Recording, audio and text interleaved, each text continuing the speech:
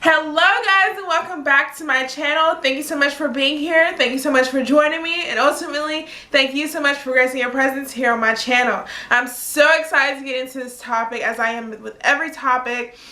I have been missing you guys. I know I just posted a video the other day, but again, some of these videos are pre-recorded, so to actually sit down, get in front, talk, release, express, it feels good. Okay, so how I look though, I look good, y'all. I just got a haircut. I'm feeling it. I'm looking real cute. The barber said I got waves. He shouldn't have told me that, but okay, let's get into today's topic. First, we gotta grab our coffee. Mine is white chocolate mocha with almond milk. Babe, I'm gonna need you to write that down. Anyway, okay. The topic we're going to get into today is listening to men and giving them a chance to express. As women, it's so hard sometimes for us to shut up. Point blank period.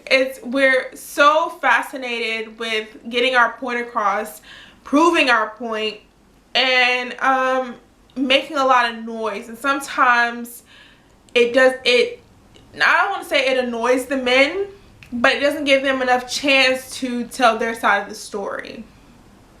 So how do we regroup and focus and make our partner not necessarily the center of the relationship, but having him play a part in the relationship? And I'd say it comes with having a mutual understanding of why you went into the relationship in the first place. It takes two to tango. It takes two to get into a relationship. It takes two to get out. And how you express yourself is internally how they're going to reciprocate that energy. So if I'm always, let's say I'm telling about my day and I go on and on about my day, then all of a sudden I backtrack and tell about some of the history that went on in my day, of why I acted the way I did, of why this person is now in my life, why I had to cut this person through my life, and so forth and so forth. You know how we women, we go on, and sometimes we forget that we're talking because we get so excited that someone has finally given us a chance to listen, given us their ear, to express ourselves in so many different ways, that we forget that now it's their turn to respond, giving them a chance to respond. I know one of my pet peeves back in the day in a relationship used to be that I could never get a response out of my partner. And this was, of course, when I was young, fresh, puppy love, whatever. So it would always bother me that I could never get a response. It's like I'm sitting here pouring out my feelings and you have nothing to say in the end. So growing older and becoming a little bit more mature in love, I'm realizing that it's not that they had nothing to say, it's that I didn't give them a chance to speak. So sometimes you can get so passionate that, again, you go on and on and on, and there's so many concepts and terminology in that conversational speech that you gave that now they don't know where to start. As women, we're very emotional creatures. We're very sensitive. I know I am. And I enjoy that about myself because I get to have it expressed in the most passionate and sincere ways to where my partner understands me a little bit more. But again, when it takes two to tango, you have to give that person room to enter in and show their moves and show you who they really are. And by doing that, you have to kind of sit back and observe. And that's something that's very tough and challenging as a growing woman, or just as a woman in general, learning to work within a relationship. So having that been said, men love to express themselves, but they do it differently than we do. Okay, sometimes it may come out in frustration, sometimes it may come out in excitement, sometimes it may come out in anxiety, but they express themselves just as much as we do, and they're probably a little bit more sensitive than we are to the things around them and around us. But if we give them that chance to say, you know what, you have the floor, you know what, I'm going to listen to you. What would you like to tell me? What would you like for me to know? And just let it go from there. Let it grow from there, and let it be so genuine, and to where they see you as their companion and not as their mother or their teacher, or, you know, someone that's dictating the relationship. You always want to leave a little bit space open for them to do with what they will, so they can show you who they are. So for me, being in my relationship, okay, I'm loving the fact that I'm learning myself all over again, because this is, again, mature, growing love that I'm in right now. And it's different for me because now I'm intrigued to know what he has to say. Now I'm intrigued to know what he knows. But I can only do that if I'm a kind listener. And if I listen and respect and be kind to the things that he's saying. So, you know, like I said, if I'm telling a story about something that happened to me in the past, instead of going into full-blown detail and going, you know, full 360, make it just a 180, or give 60%. So that way they can come in and give their 40, whether that's a response, or they can tell you how they relate to what you just said. But with saying that, having a relationship and listening to men takes patience, and it takes practice. It's not going to happen right off the bat. It's not going to happen in an instant. It's an overtime growth mechanism, especially when you're not used to having someone who's interested in you and you're interested in them, and you're willing to let go a little bit, you know, because we're so uptight sometimes that we want to control every situation, and we want to control their response. We want to control what it is that they're feeling, instead of just letting go and let them feel what they feel naturally. So we have to, as women, we have to kind of step back a little bit. We always say, oh my gosh, why am I always giving 110% and I get nothing in return? Or why am I always giving my all in this and this person doesn't even give me half of them? Well, have you sat back and observed them? Have you sat back and listened to them? Have you sat back and related to them? Have you become emotionally tied to them?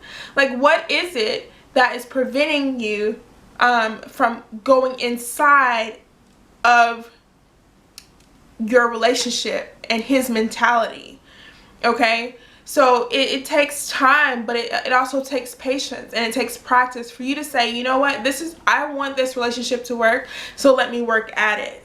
You know, we always, especially as young adults, or even people of different generations where you may be a bachelor or a bachelorette for a very long time, we always expect that it's them, right? It's the other person's fault. But we never take fault of our own and say, you know what, maybe I was toxic a little bit. Maybe I didn't show as much as I could. Maybe I didn't give as much as I wanted to. Or maybe I was just scared because of what I'm used to. Ooh, come on now. I'm speaking today, or am I speaking today? Okay. So again, it takes practice, it takes patience, and it takes learning with your growth in the relationship to understand that you two working together takes balance. Okay, if one person is holding this big tree stump up and their left arm gets tired, then the other person knows, okay, wait a minute, babe, like, let's switch to the right side and let me hold this side up. And then when one side gets tired again, let's switch to the other, or let's go hand in hand and let's put this tree stump down and let's talk about why it's so heavy. Well, it's so heavy because you were holding it by yourself. You're holding all this dead weight by yourself. You're holding all these grudges by yourself. You're holding all these problematic situations by yourself. Your past by yourself. Your emotions by yourself. You know, everything that it's taking a partner to do, you're doing it alone. And sometimes it can be because you're used to doing it alone, right? You're used to being strong and macho and, you know, having all this weight on your shoulders. So when somebody else comes in, you're like, no, you can't touch this. No. Why you want to hold this? For me? Why? You know, we second guess ourselves and we question a lot. But it takes the skill of listening to why that person is used to being that way in order to understand who they are now. So it just takes a little bit of listening, y'all. It just takes a little bit of listening and practicing those listening skills and honoring the person that they show you. You know, don't ever push so much. Don't let it where it becomes forceful for you to know who they are or to know where they've been. One thing I've learned and taken into my new relationship, is you cannot force things that are not there or that are not ready to be discovered. You have to take time. Time is non-existent, but it's inevitable. And it's so natural to where I can't tell you my whole life story in one day. And if I did, I'd be like, shoot, now what? Where do we go from here? You know, it's a part of you that can grow in each stage when telling someone, you know, as much as you want to tell them. But sometimes you gotta hold back and, you know, let that person enter at their own pace. Let that person gravitate to you how they feel. And one thing I appreciate my boyfriend for is for him being so patient and saying and reminding me that I don't have to say anything that makes me uncomfortable. And that goes with verbally expressing how I feel, or that goes with something that I've been through in my yesteryears. You know, having those nice, kind reminders from your partner makes it to where you feel like, I'm gonna make this work. Because not only have yet to experience something like this, but this is new for me, and I really am tired of being the bachelor. I'm tired of being the bachelorette. I'm tired of living that single life, because who's to say that the world won't end tomorrow and all I would leave this world is my own memories instead of sharing it with somebody else.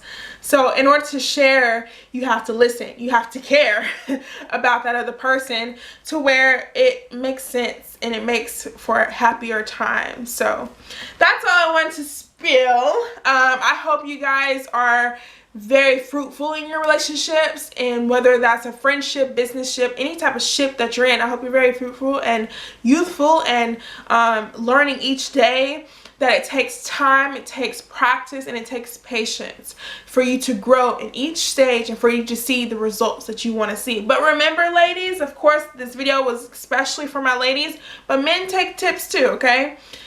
Because even though we're hard at listening sometimes, teach us.